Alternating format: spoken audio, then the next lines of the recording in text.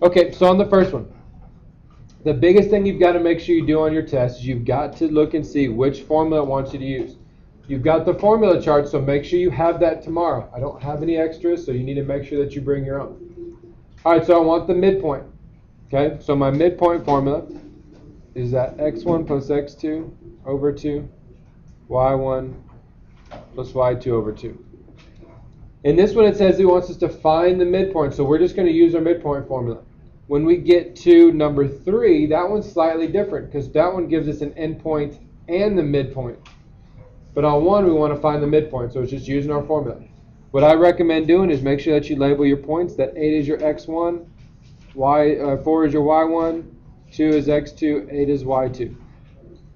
Very common mistake, make sure you don't do this. Don't make this your x1, x2.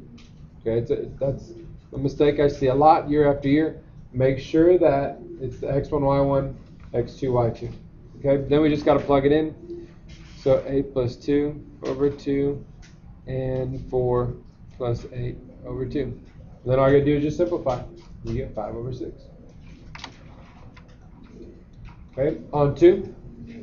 This one, all it wants is just the slope. Okay, so we're just using our slope formula, which is also on your formula chart. So y2 minus y1 over x2 minus x1.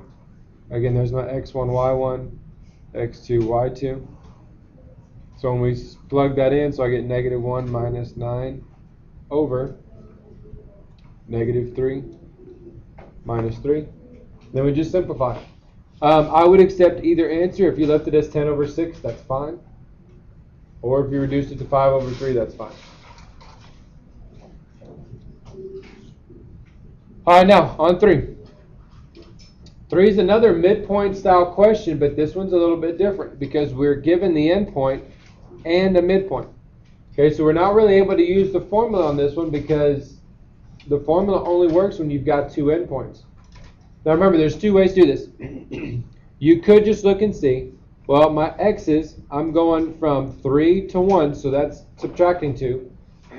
So if I want the other endpoint, it has to do the same thing. If I subtracted 2 here, I've got to subtract 2 to get to the other endpoint because this point needs to be in the middle. So 1 minus 2 is negative 1. Then I can look, I'm going from negative 5 to positive 2, so that's going up 7. So my other point has to also go up 7 just to make sure it stays consistent there. So 2 plus 7 is 9. And that's it. That's your other endpoint. The other way to do it, just so that you can kind of see, you would have to set up an equation that would look like this. 3 plus x over 2 equals my midpoint 1. And then you just solve for x. And then you do the same thing for y. It would be negative 5 plus y over 2 equals your y value for your midpoint 2. And then you can solve that. You'd get the exact same point. I think that this way is easier, just looking to see how it changes. But if you'd rather set up an equation, go for it. On 4 and 5, it says find the length. Since we want to find the length, that's our distance formula.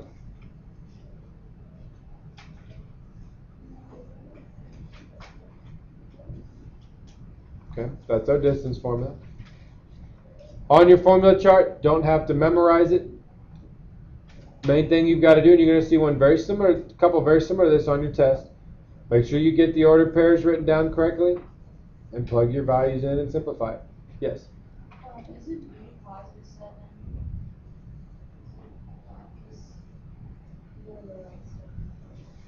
B?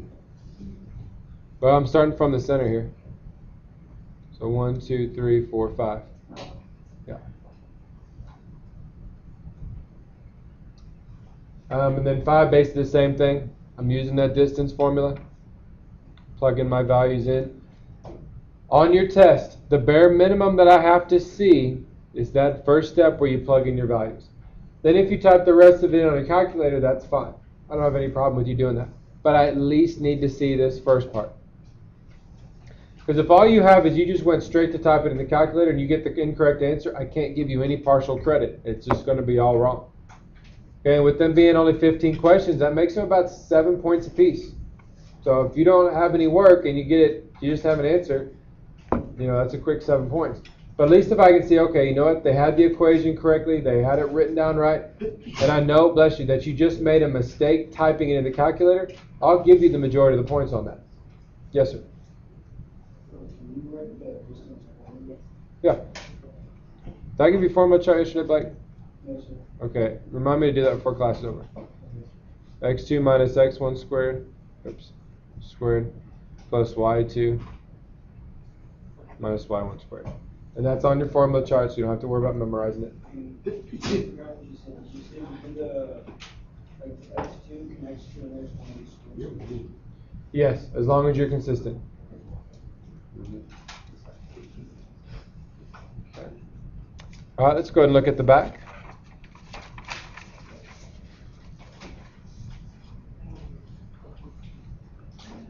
Okay, 6, 7, and 8.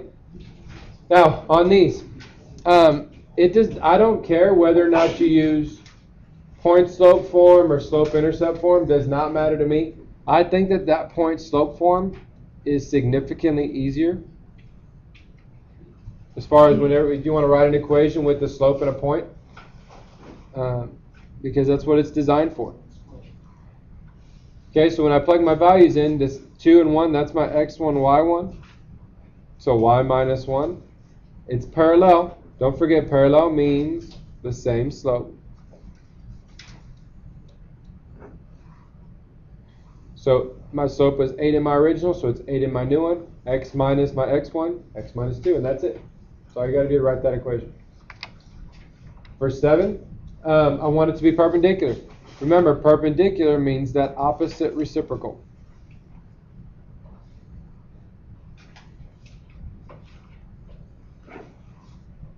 So I'm going to take the slope of negative 2, was my original. I flip it to 1/2. That was negative. This one has to be positive. And then I just plug my points in like normal. This was y minus negative 4, so we'll simplify that towards y plus 4. And then x minus 3.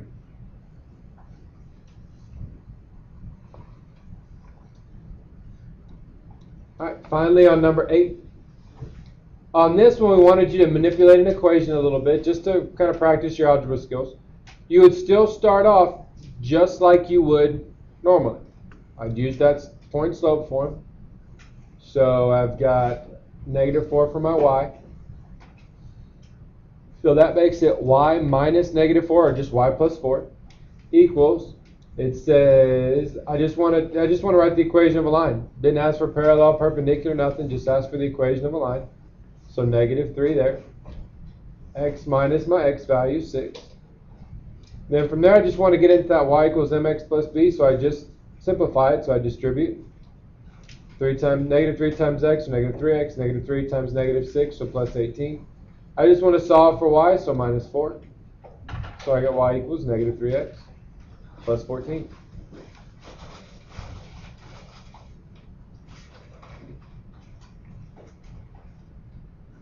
All right, so let's talk about just a couple of things that are going to be on your test.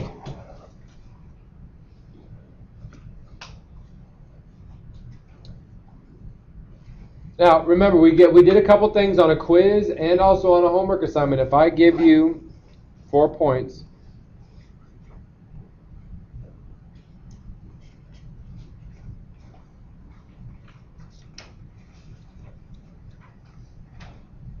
okay, so let's say I give you those points.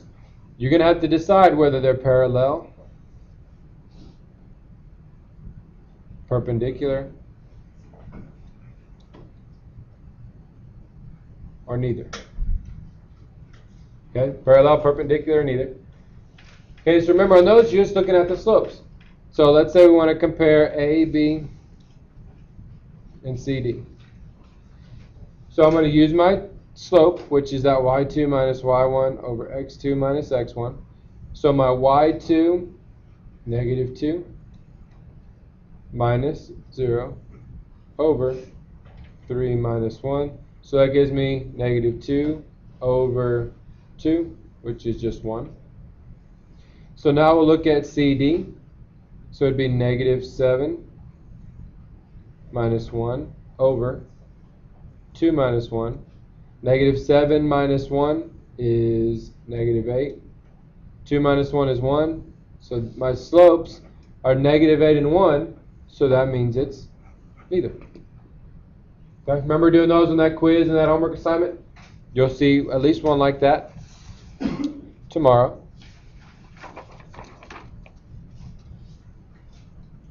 Should have no problem there.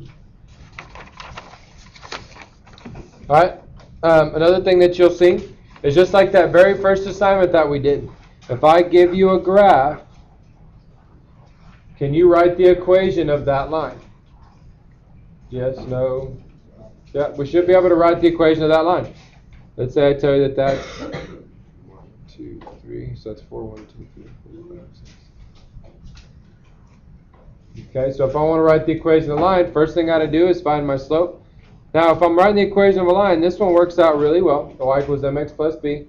Because on this one I have my slope, my y-intercept, 1, 2, 3, 4. So I know it's going to be plus 4.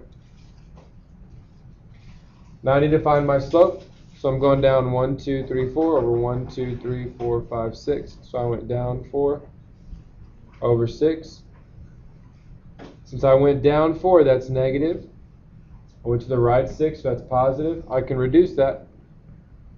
So negative 2/3 x plus 4.